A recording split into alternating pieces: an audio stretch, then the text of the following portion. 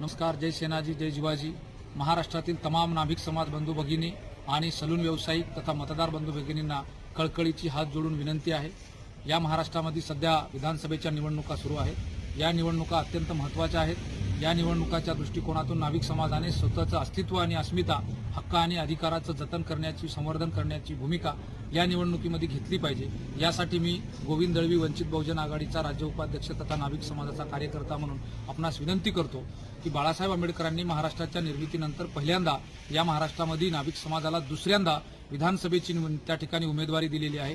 लातूर जिल्ह्यातील निलंगा विधानसभा मतदारसंघात नाभिक समाजाची भगिनी मंजुषाताई हिरालाल निंबाळकर यांना या ठिकाणी विधानसभेच्या निवडणुकीमध्ये उभं केलेलं आहे.